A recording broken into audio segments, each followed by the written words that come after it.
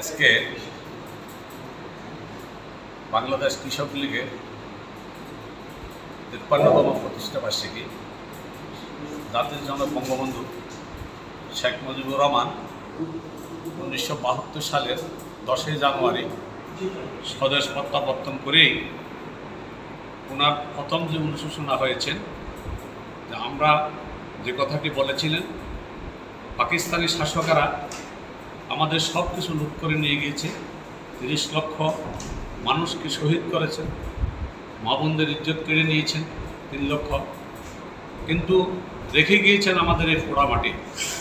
আমাদের এই পোড়ামাটি থেকেই আমাদেরকে টিকে উঠতে হবে, খাদ্যে স্বয়ংসম্পূর্ণতা অর্জন করতে হবে। তার জন্য আমাদের কৃষকদের পক্ষে কথা বলার সংগঠনের প্রয়োজন। তাই জাতির জনক বঙ্গবন্ধু ১৯৭২ সালের ১৯শে এপ্রিল ৩ মাস ১০ দিনের মাথায়, উনি স্বদেশ প্রত্যাবর্তনের ৩ মাস ১০ দিনের মাথায় বাংলাদেশ কৃষক লীগের প্রতিষ্ঠা করেছিলেন তারই নিজের আপন ভগ্নিপতি শহীদ আব্দুর রব সেনিয়াবাদকে দিয়ে, যিনি বঙ্গবন্ধু যেটা তার মাথায় ধরেছিলেন এদেশের এই পোড়ামাটি থেকে আমাদেরকে উঠতে হবে। তার প্রকৃত রূপটা আমরা ১৯৭০ সালে দেখেছিলাম, কীভাবে এদেশে দুর্ভিক্ষ লেগেছিলেন ষড়যন্ত্র করি আন্তর্জাতিক ষড়যন্ত্রকারীরা আমাদেরকে খাদ্য না দিয়ে, আমাদের খাদ্য সাগরে আটকে রেখে। সেই জন্যই বঙ্গবন্ধু পুনরায় ১৯৭০ সালে দুর্ভিক্ষর পরে সবুজ বিপ্লবে ডাক দিয়েছিলেন। আমরা সেদিন যারা তরুণ ছিলাম ছাত্রলীগ করার জন্য মাঠে, তখন আমরা আমাদের স্কুল কলেজ মাঠ যখন আমরা খাদ্য উৎপাদনের জন্য সবুজ বিপ্লবে বঙ্গবন্ধুর ডাকে সাড়া দিয়ে এগিয়ে এসেছিলাম, সেদিন থেকে কৃষকদের এই আন্দোলনের জন্য সুসংগঠিত করার জন্য বঙ্গবন্ধু ডাক দিয়েছিলেন। আর মাঠে ঘাটে তখন থেকে এই কৃষক লীগ এই সংগঠন করার জন্য এগিয়ে এসছে।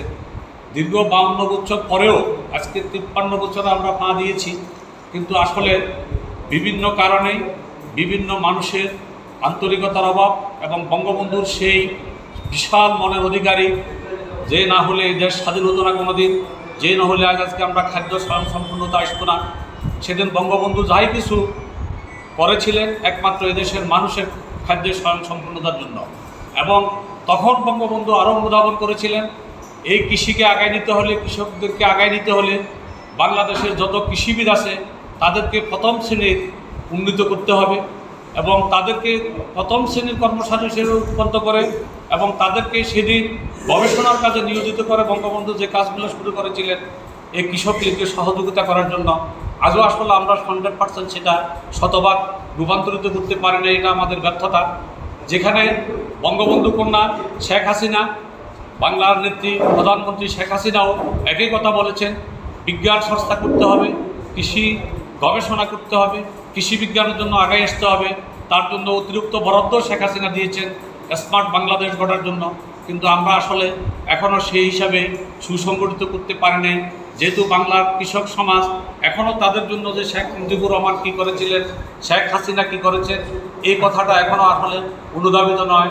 একটু আগেই যে কথাটি আমরা এমনি বলে আলোচনা করতেছিলাম, শেখ হাসিনা আমাদের উপজেলা চেয়ারম্যান ফেনী সদরে যে কথাগুলো বলছেন, শেখ হাসিনা এখন আমাদের প্রত্যেক উপজেলা বা একটা জেলায় যে পরিমাণ কৃষকদের জন্য ভর্তুকি দেন, সার, বীজ, কীটনাশক, বৈজ্ঞানিক যন্ত্রপাতি, এটার আসলে প্রকৃতপক্ষে এখনও প্রকৃত কৃষকদের হাতে পৌঁছার মতো সেই শক্তি আমাদের আসে নাই, সেই সংগঠন আমরা গড়ে তুলতে পারি নাই।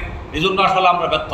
আমরা আশা করব আগামীতে আমাদের জনপ্রতিনিধি, আমাদের ফেনী ২ আসনের এমপি, আমাদের ফেনী জেলা আওয়ামী লীগের সাধারণ সম্পাদক নিজামুদ্দিন হাজারীর হাতকে শক্তিশালী করে তার অনুপ্রেরণা এবং তার শক্তিতে আমরা সবাই সহযোগিতা করে আগামীতে প্রত্যেকটি ওয়ার্ডে আমরা যাতে কৃষকদেরকে প্রকৃত এই ভর্তুকিগুলো পৌঁছাতে পারি, কৃষক লীগের মাধ্যমে সেই চেষ্টা করে যাব।